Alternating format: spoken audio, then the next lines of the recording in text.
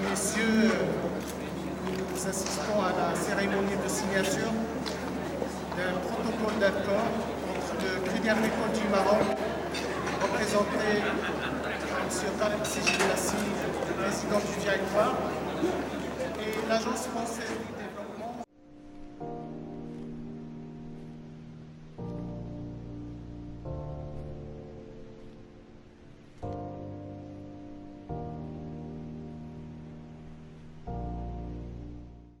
D'une manière générale, le Crédit Agricole du Maroc est l'accompagnateur par excellence financier du plan Maroc Vert et nous déployons toutes les ressources nécessaires pour pouvoir réaliser cet objectif.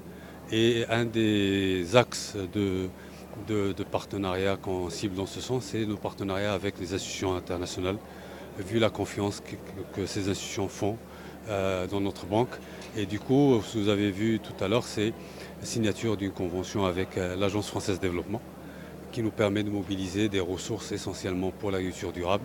C'est une ligne de crédit de 50 millions d'euros à des conditions avantageuses avec une grande composante d'assistance technique qui nous permet d'aider les agriculteurs à se convertir vers tout ce qui est agriculture durable, biologique, etc. Et donc ça nous permet de mieux servir cette catégorie d'agriculteurs. La seconde convention va dans le même sens, c'est avec la Banque européenne de développement, la BERD, et de reconstruction, et elle porte sur 20 millions d'euros de financement de l'entrepreneuriat féminin en milieu rural.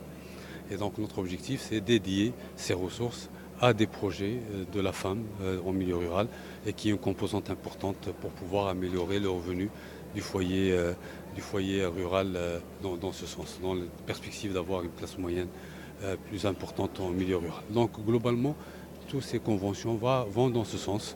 Nous signerons tout à l'heure une convention avec la KfW qui nous permet d'avoir une connaissance beaucoup plus fine de la rentabilité des différentes cultures à travers le royaume. Et là aussi, c'est un outil qui va être très fort, qui nous permettra d'affiner et de conseiller nos agriculteurs par rapport aux cultures les plus avancées possibles, les plus rentables.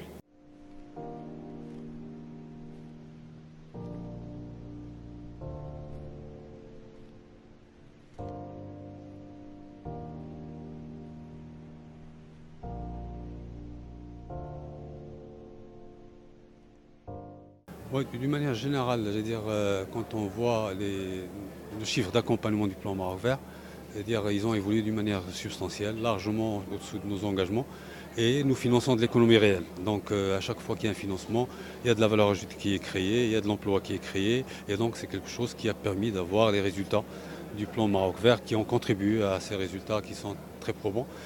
Le site où on est aujourd'hui, par exemple, sur ce côté-là, il y a un forum des jeunes entrepreneurs.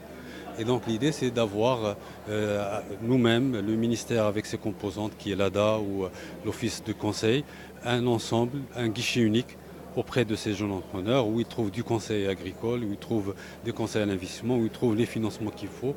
Et donc toute cette partie-là est dédiée à cela pour être dans la thématique du monde rural. Et c'est-à-dire l'emploi dans le monde rural, c'est l'emploi des jeunes essentiellement. La plupart d'entre eux ont des diplômes, d'autres non. Et l'idée, c'est de les accompagner pour pouvoir assurer la relève.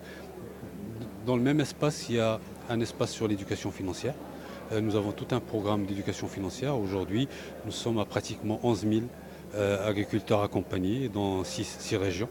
Et nous assurons une éducation très ciblée aux besoins d'agriculture, sur ce qu'est l'épargne, ce qu'est l'investissement, ce qu'est la rentabilité, ce qu'est un crédit, etc.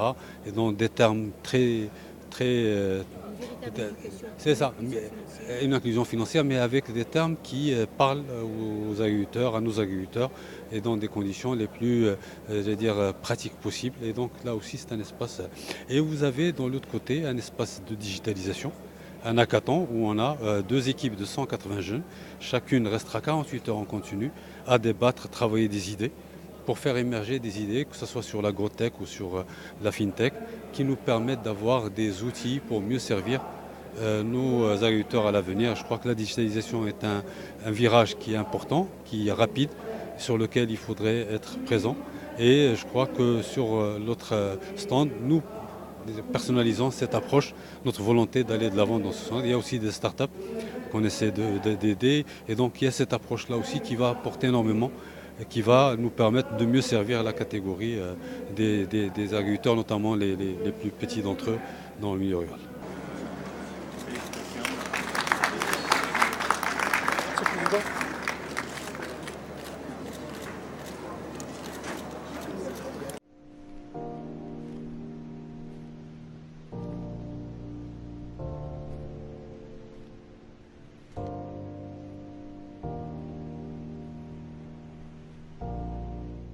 Alors avec le Crédit agricole du Maroc, nous avons au fond un ancien partenariat. C'est ce 4e concours de financement de l'AFD auprès du Crédit agricole du Maroc. Donc ça veut dire que c'est une relation partenariale de longue durée, extrêmement structurée, extrêmement solide. Alors concernant aujourd'hui, effectivement, nous avons signé une lettre d'entente avec le Crédit agricole du Maroc. Cette lettre d'entente prévoit l'établissement d'une ligne de crédit de 50 millions d'euros qui a pour objectif de financer des projets d'investissement qui seront présentés au Crédit agricole. Et ces projets d'investissement, au fond, doivent permettre d'accompagner les territoires ruraux dans leur transition écologique et de pouvoir aussi contribuer à leur développement socio-économique. Et tout ceci à travers des projets qui peuvent être des projets d'agriculture bio, qui peuvent être des projets d'adaptation au changement climatique, des projets qui visent à réduire la consommation d'eau, etc.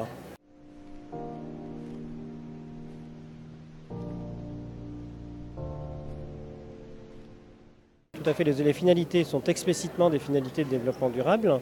L'idée, effectivement, est de promouvoir une agriculture durable, une agriculture résiliente au changement climatique, et puis de promouvoir aussi, au fond, un changement de mode de production au sein des territoires ruraux. Et je sais qu'au Maroc, il y a aujourd'hui un objectif, une finalité stratégique extrêmement forte, c'est de permettre à ces territoires ruraux d'émerger, que puisse émerger une classe moyenne agricole et rurale, et qu'au fond, alors c'est une petite contribution modeste, mais ce type de projet s'inscrit parfaitement dans cette finalité stratégique.